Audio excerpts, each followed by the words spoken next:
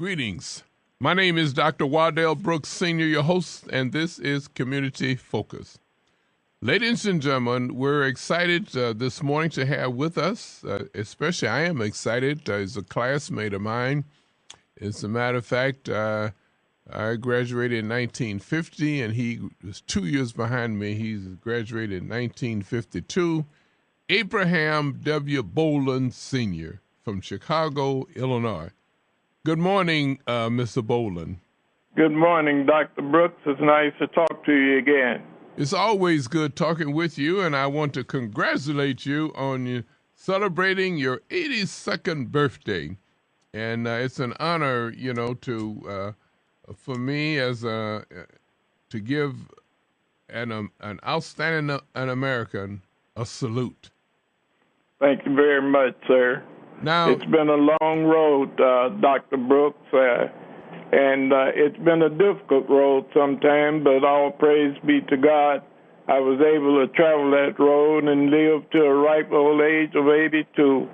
And I appreciate everything that you have done in helping me to become a better person. I talked to you several years ago when the Echo from Dealey Plaza was first published, and you have been a stalwart in my favor since that time and before that time. Now, for your audience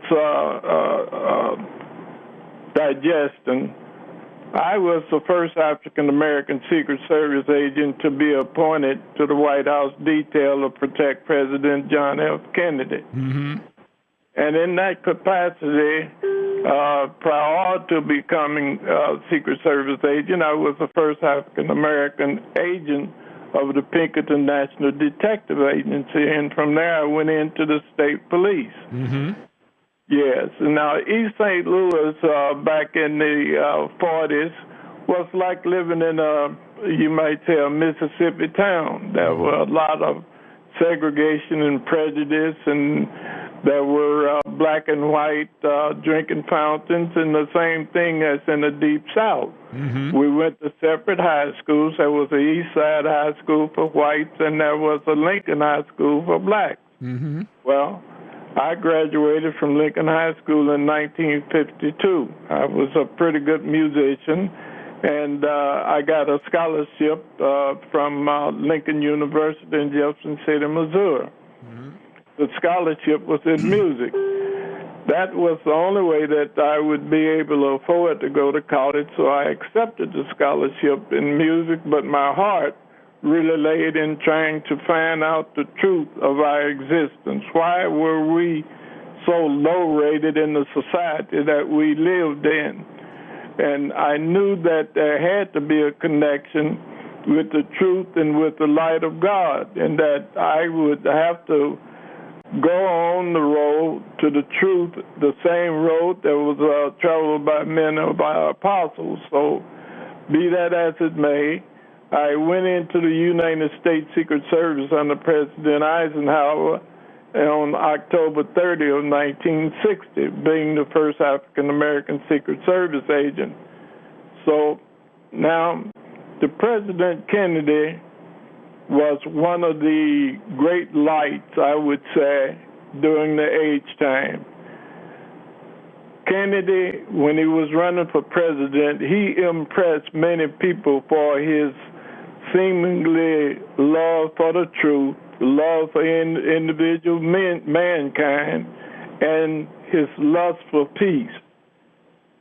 He came across as a person who was sincere in everything, every word that he spoke, and every object that he intended to accomplish.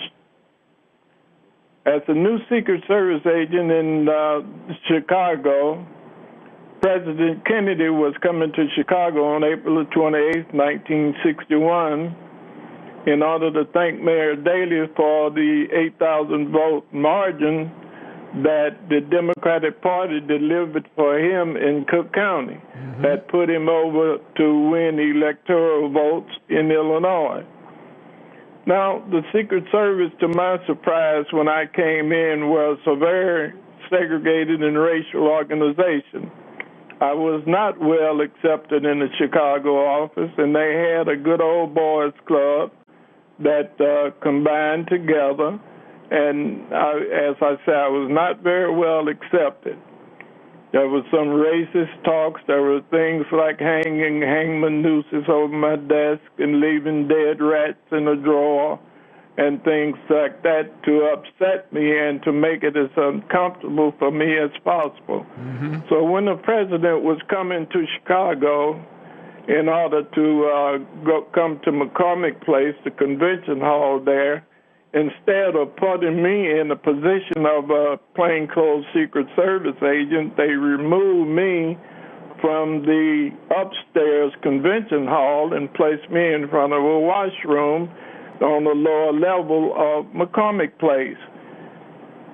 Now, that was sort of a degrading position for a Secret Service agent because, number one, it was normally handled by a uniformed policeman who had on-site authority, whereby me dressed in plain clothes, it was sort of a complicated operation for me standing there in plain clothes telling European rich people that they could not use the washroom, in McCormick Place. Mm-hmm. Now, what happened is this. At 8:30 p.m. on April 28, 1961, the motorcade came up carrying then President Kennedy, followed by a whole host of political bigwigs here in Cook County.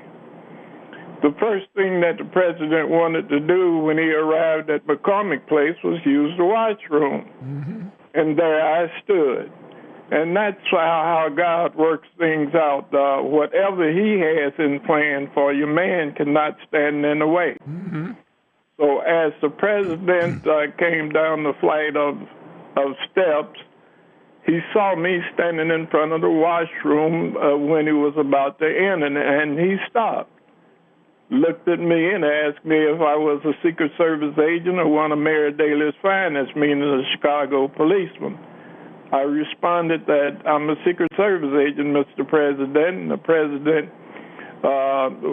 found out my name from one of the agents who had accompanied him from Washington, D.C., say, I believe that's Agent Bolden. He's a new agent here in Chicago. The president looked me in the eye and he smiled. And it was a soft smile. It was a sincere smile. It was no put-on type of greeting that the president had. I could tell by his eyes that he was delighted to see me.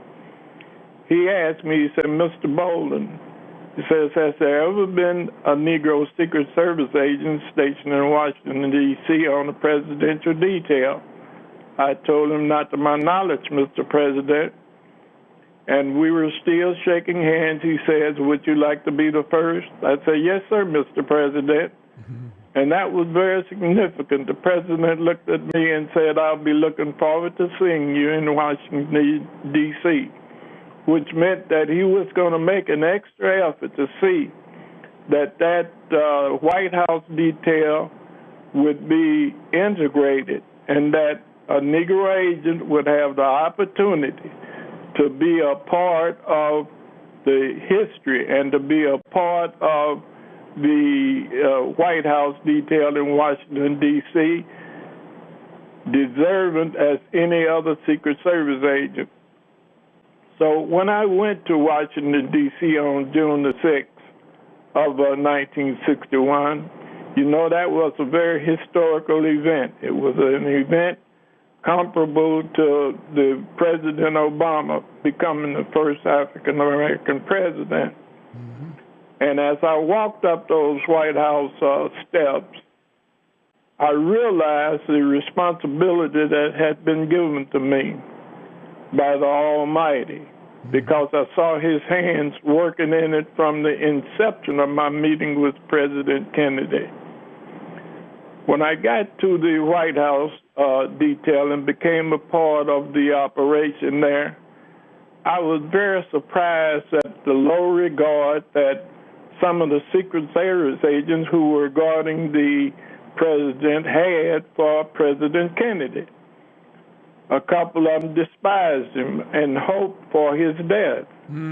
They would call him such names as N lovers, nigger lovers, and that he was trying to destroy the country by trying to fill positions that normally would be held by white people, and that this integration thing, that he was responsible for all of the uproar that was going on in the civil rights movement. Now, these Now, were Dr. agents. Brooks, I know that you remember the 1960s. Yes. It was one of the worst periods in the history of America. There were lynchings going on. There were bus riots. There were house burning, church bombings, you name it, and it was going on. There was a severe division between the blacks and the whites of this country, which is coming again to fore today under President Trump. Now, when we went to Hyannisport, Massachusetts, I was treated, you might say, like dirt. But I noticed that the agents, I was not so selfish as to think that I was being treated other than any other Negro would have been treated in my position. But what I did notice was that the agents surrounding the president were very lax on the duty that they were to perform.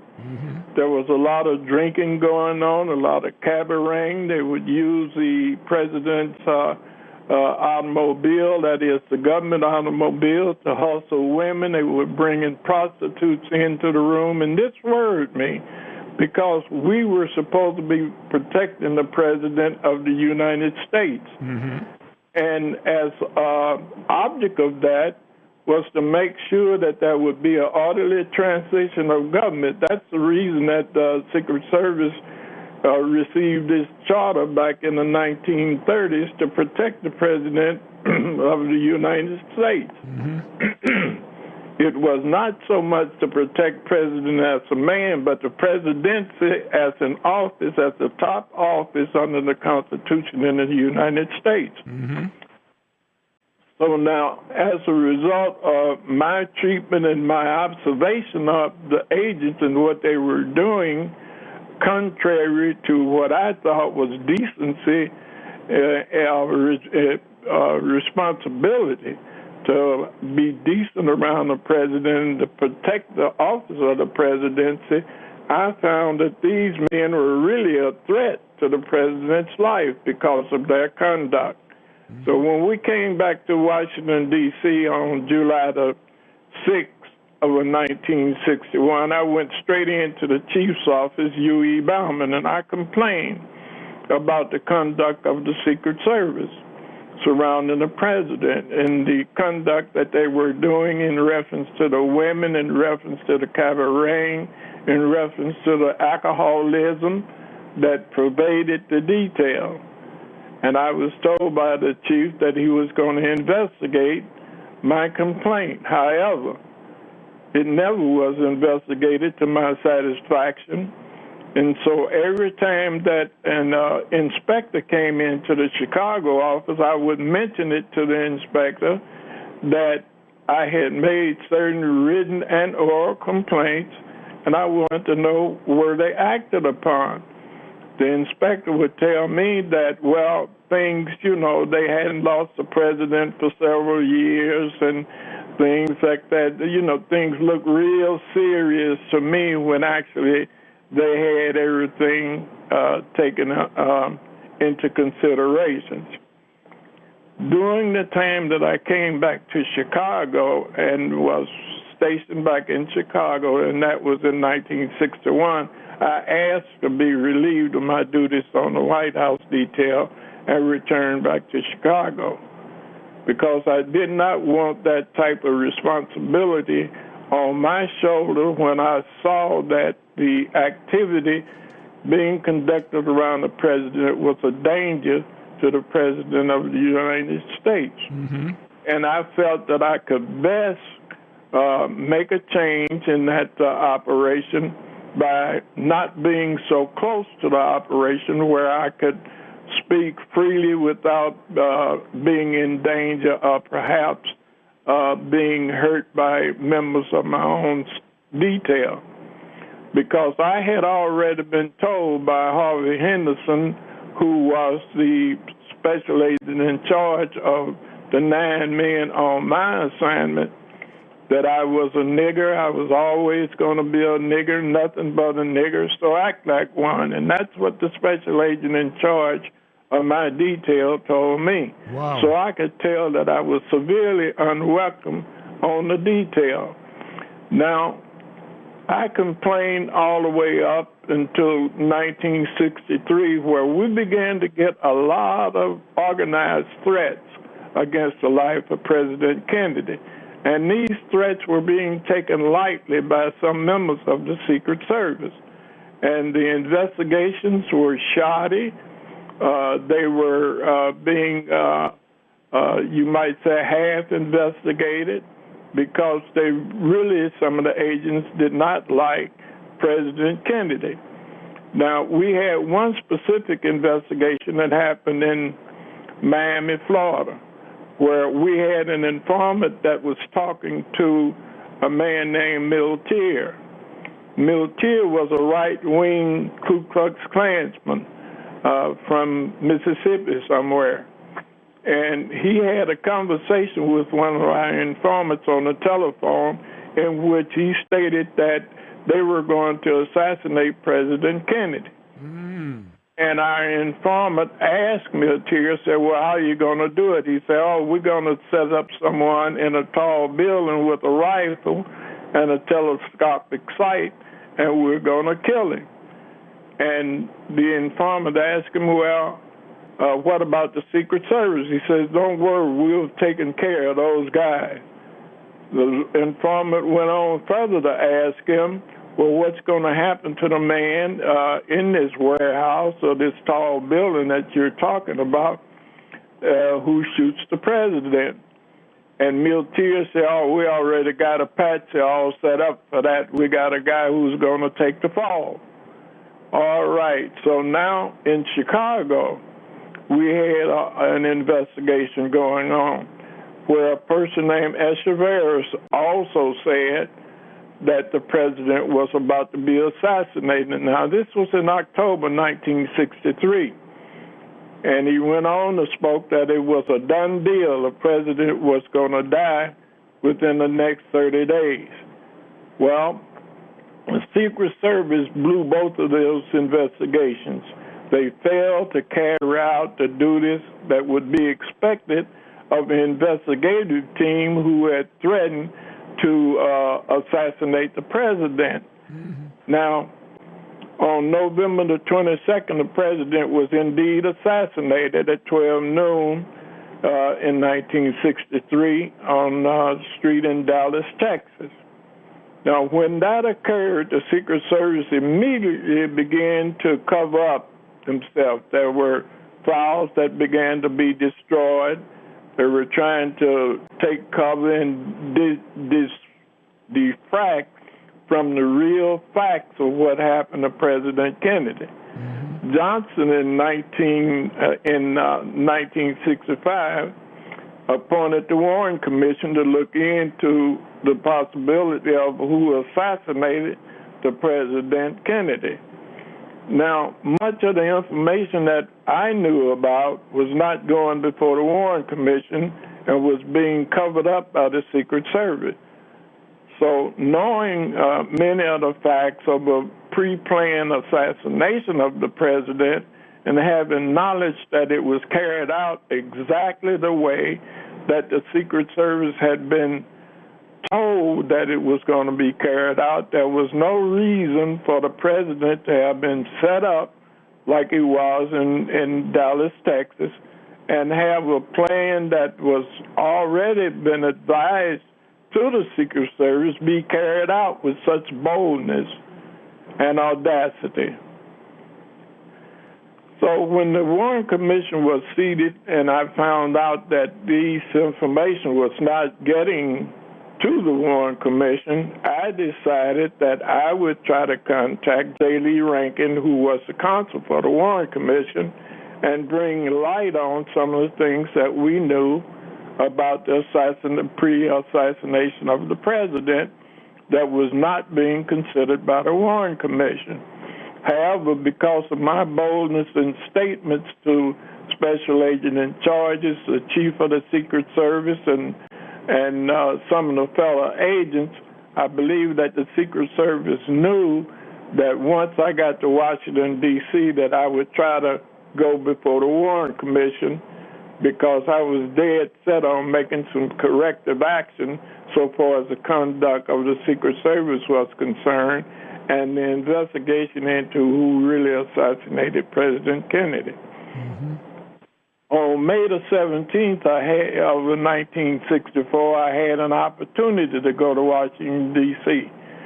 I went to Washington, D.C. on May the 17th, and I tried to make contact with J. Lee Rankin, not knowing that I was being followed and that every action that I was making was being recorded by an Agent McLeod, who was at the same Secret Service school that I was attending at that time. So on May the 18th, they made up an excuse to bring me back to Chicago. On May the 18th, I left Washington, D.C. at 1 o'clock by American Airlines with two agents, one who was an inspector, and flown back to Chicago. Once we got back to Chicago, I was taken to the United States Attorney's Office and held incognito for 24 hours without eating. It was hot that day. They had all of the windows closed. They were sweating me out. Mm-hmm. And at 12 o'clock that night, they said, we're going to charge you with soliciting a bribe. Now, that was, they knew it was false. Mm-hmm. They understand this, that they knew that I had not solicited a bribe, but this was their way of trying to build up something to discredit me, because they could no longer trust me to keep my mouth shut. Mm-hmm. Now, Brother Brooks, I want to tell you this, is that on December the 6th of 1964, Katzenbach, who had taken the place of Robert Kennedy as the Attorney General, he was acting Attorney General, had already wrote a memo to Bill Moyers, who was President Johnson's one of his advisors, and told President Johnson that Lee Harvey Oswald had to be designated as the only assassin of President Kennedy. I didn't know that at the time. This was even before the Warren Commission was gathered together appointed by President Johnson. Mm-hmm. So they already had it all set up to name Lee Harvey Oswald. I didn't know that when I went there in May of 1964.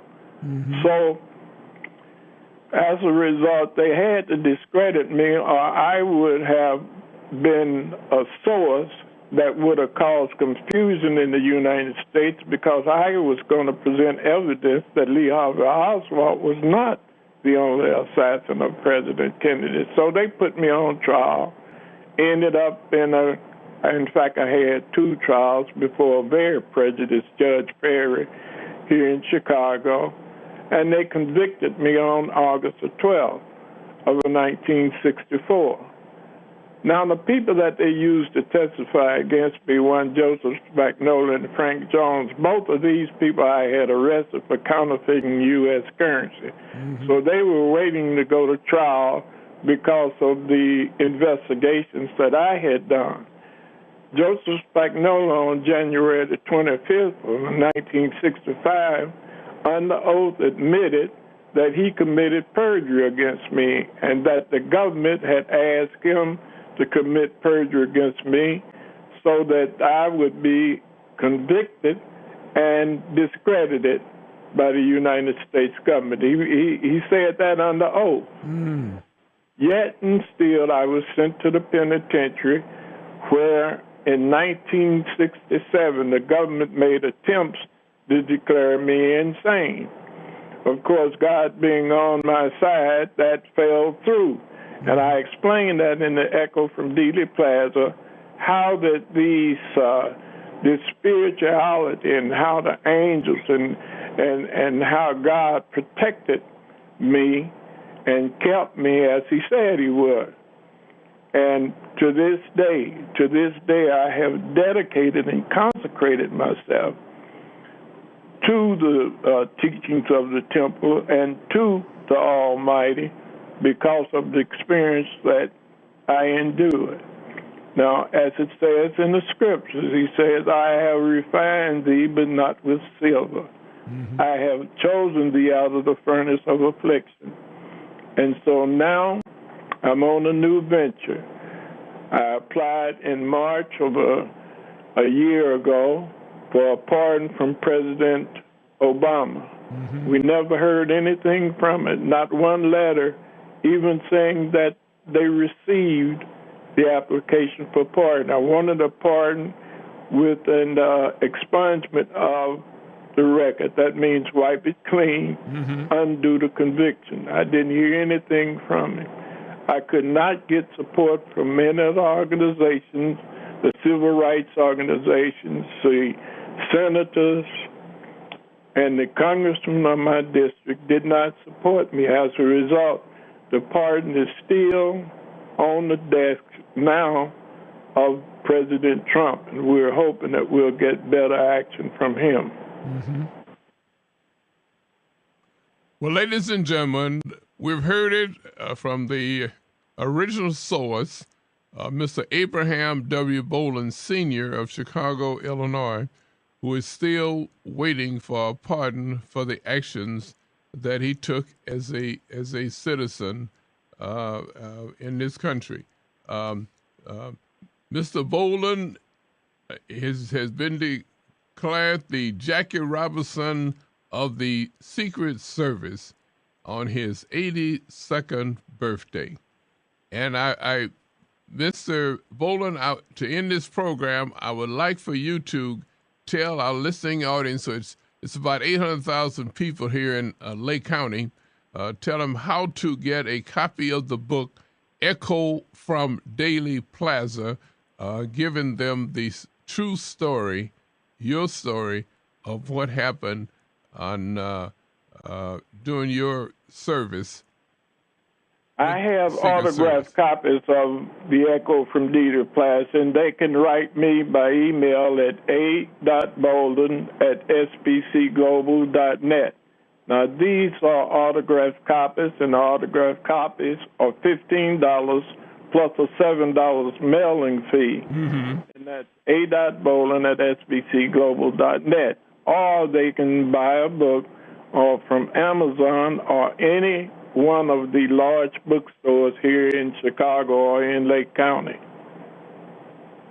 Fantastic. We want to thank you very much for taking time from your busy schedule to enlighten us upon a story that's been talked about since November 22nd, 1963, and about your history with the United States Civil Service. Yes, I went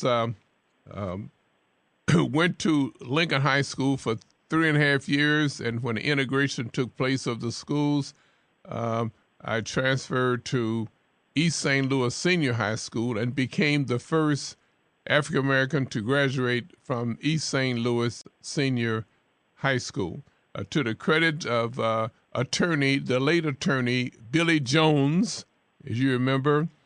Oh, yeah. And also State Representative Cornel Davis from Southern Illinois. Ladies and gentlemen, we want to thank you for listening to another awareness session on Community Focus. My name is Dr. Waddell Brooks, Sr., your host.